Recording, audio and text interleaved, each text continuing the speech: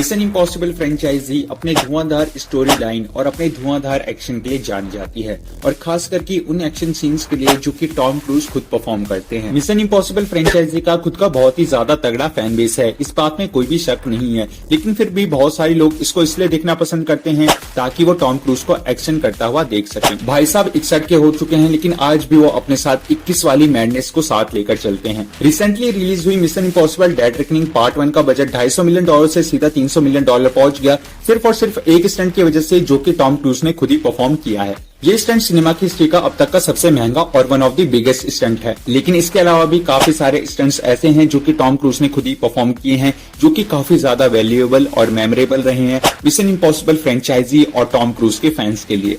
और इसीलिए आज की इस वीडियो में हम डेड रेकनिंग को छोड़कर मिशन इम्पॉसिबल फ्रेंचाइजी के टॉप 5 ऐसे स्टंट्स को डिस्कस करने वाले हैं जो कि टॉम क्रूज ने खुद ही परफॉर्म किए हैं।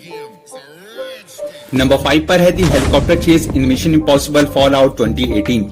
आपको कौन कौन से व्हीकल्स चलाने आते हैं? साइकिल, बाइक, स्कूटी, कार और ज्यादा से ज्यादा ट्रक और बस, राइट। लेकिन टॉम क्रूज के पास अब तक टोटल 16 लाइसेंस है। ये बंदा हेलीकॉप्टर भी उड़ा सकता है और एक एयरप्लेन भी। मिशन इम्पॉसिबल फॉलआउट के दौरान ही टॉम क्रूज ने हेलीकॉप्टर चलाना सीखा था और अपना लाइसेंस गेन किया था। इस मूवी में हमें जो हेलीकॉप्टर देखने के लिए मिलता है वो कोई VFX या CGI मॉडल नहीं था और न ही इसके लिए कोई स्टंट डबल यूज किया गया था। ऐसी कंडीशंस में शूटिंग करना काफी ज्यादा मुश्किल हो जाता है जब आप किसी हाईली प्रोफेशनल काम को किसी और बंदे से करा रहे हो। और यहाँ पे टॉम क्रूज को हेलीकॉप्टर उड़ाने के साथ साथ काफी अच्छी एक्टिंग भी करनी थी, जो कि उन्होंने काफी अच्छी तरीके से की है। ज्यादातर एक्टर्स कार के साथ तो एक्शन सीन को शूट कर सकते हैं, लेकिन हेलीकॉप्टर के साथ ऐसा करना is not a piece of cake for everyone.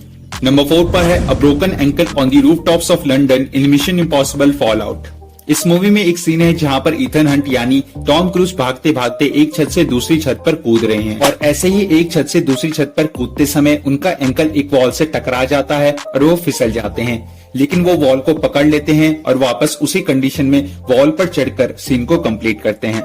ये चीज मूवी में प्लान नहीं थी, ये एकदम रियल था और इतनी गहरी चोट लगने पर भी टॉम क्रूज ने सीन को कट नहीं किया और उसे कंप्लीट किया, जो कि उनके डेडिकेशन और हार्डवर्क को दिखाता है। नंबर 3 पर है the knife from mission impossible 2। Tom cruise और फिल्म के विलन डॉगरे स्कॉट के बीच में जो फाइनल फाइट देखने के लिए मिलती है, उसमें एक टाइम ऐसा आता है जहां पर स्कॉट टॉम क्रूज पर चाकू से हमला करते हैं और इसी दौरान एक सीन ऐसा आता है जब स्कॉट टॉम क्रूज की आंख में चाकू घुसाने वाले थे। जनरली इस तरह के सीन्स को अलग अलग टेक्स के साथ क्लोजअप शॉट लेकर क्रिएट किया जाता है, लेकिन ये सीन एक ही टेक में शूट किया गया था और इसके लिए टॉम क्रूज ने स्कॉट से कहा था कि वो पूरी फोर्स के साथ एक ही बारी में चाकू से उन पर वार करें। अगर इस सीन में थोड़ी सी भी भूल चूक हो जाती तो आप खुद ही समझ सकते हो कि इसका अंजाम क्या हो सकता था। नंबर 2 पर है the Airbus sequence in Mission impossible रोग नेशन। रोग नेशन में टॉम क्रूज ने एक मैजेस्टिक एयरबस की साइड पर लटकने का स्टंट परफॉर्म किया था, जो कि 5000 फीट की ऊंचाई पर थी। इस स्टंट के दौरान वो बस एक सिक्योरिटी बेल्ट से बंधे हुए थे और उन्हें अपने हाथों से प्लेन पर लटकना था। नंबर 1 पर है climbing the world's tallest skyscraper in Mission Impossible Ghost Protocol 2011। 2716.5 feet की बुर्ज खलीफा को 2004 में बनाकर तैयार किया गया था और ठीक 7 साल बाद ईथन हंट यानी टॉम क्रूज ने इस पर लटककर इस पर क्लाइंबिंग करके हिस्ट्री के सबसे खौफनाक स्टंट को परफॉर्म किया था। खौफनाक इसलिए क्योंकि शूटिंग के ठीक एक दिन पहले टॉम क्रूज ने डायरेक्टर ब्रैड बर्ड से कहा था कि मैं बुर्ज खलीफा के टॉप तक जाना चाहता हूं और वो भी बिना किसी सिक्योरिटी मेजर्स के, एकदम टाइट सिक्योरिटी मेजर्स के, ताकि जो रिजल्टिंग इमेज निकल करके आए वो काफी ज्यादा रियलिस्टिक और स्केरी हो।